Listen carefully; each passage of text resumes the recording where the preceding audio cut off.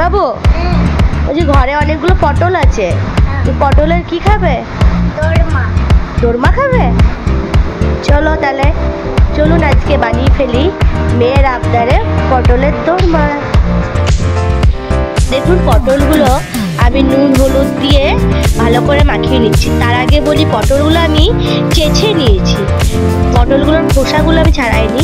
এবারে একটা একটা করে দিয়ে দিলাম গরম তেলে পটলগুলো ভাজতে। পটলগুলো ভাজা হবে আর এদিকে আমি নিজের মশলাগুলো করে নেব। আদা রসুনের পেস্ট করব। এই যে এক এক করে আঁচটা বাড়িয়ে দিলাম, পটলগুলো ভাজা হোক। এই যে এক পিঠটা লাল করে ভাজা হয়ে গেছে, হ্যাঁ, আরেক পিঠ দিয়ে দিলাম ভাজতে। দুদিকটা যখন লাল করে ভাজা হয়ে যাবে তখন পটলগুলো উঠিয়ে নেব। ওই তেলেই 5 ফোড়ন দিয়ে দিলাম আর দিয়ে দেবো আদা রসুনের পেস্ট, তার সাথে একটু জিরে গুঁড়ো।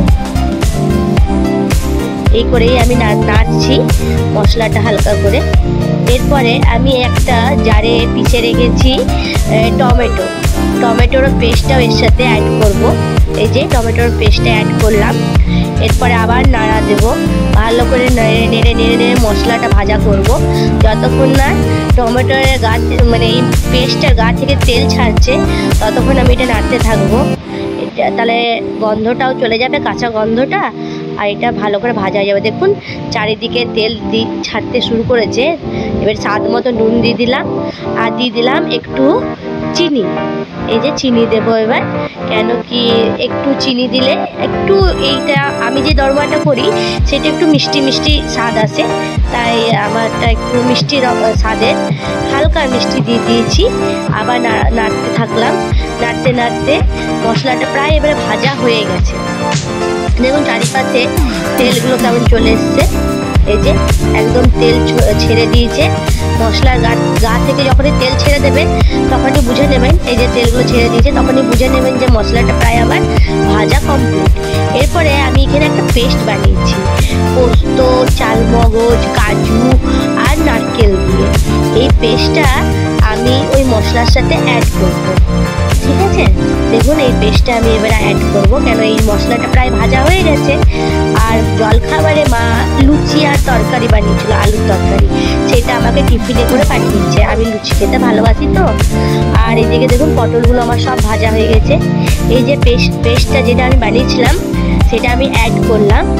এবারে এটা বিনা জলেই করব, এটা চেষ্টা করবেন এটাতে জল যত কম দেওয়ার, তাহলে টেস্টটা আরও ভালো আসে। এবারে দেখুন নাড়ছি মশলাটার সাথে, এই পেস্টটাকে ভালো করে মাখিয়ে দিচ্ছি।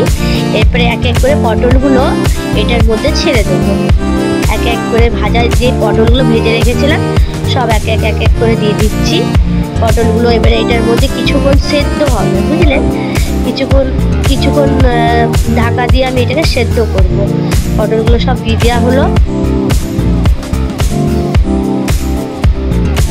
একবার ভালো করে মশলাগুলোর সাথে পটলগুলোকে মাখিয়ে নিই। এবারে মাখানো যখনই হয়ে যাবে তখন একটা থালা ঢাকা দিয়ে কিছুক্ষণ আঁচটা একটু কম করে দেবো, দিয়ে আর একটুখানি সিদ্ধ হতে দেবো, যেন পটলের ভিতরে মশলাটা ভালো করে ঢুকে যায়। দেখুন পটলগুলো প্রায় সিদ্ধ হয়ে গেছে আর আমার পটলের দোরমাটাও হয়ে গেছে। এবারে একটু উপর থেকে মেথি পাতা দিয়ে দিলাম, এটাতে খুব সুন্দর একটা সেন্ট আসে। ব্যাস আমার পটলের দোরমা কমপ্লিট। এবারে আমার মেয়েকে গরম গরম ভাতে আমি পটলের দোরমাটা দিয়ে দেবো। টাটা বন্ধু।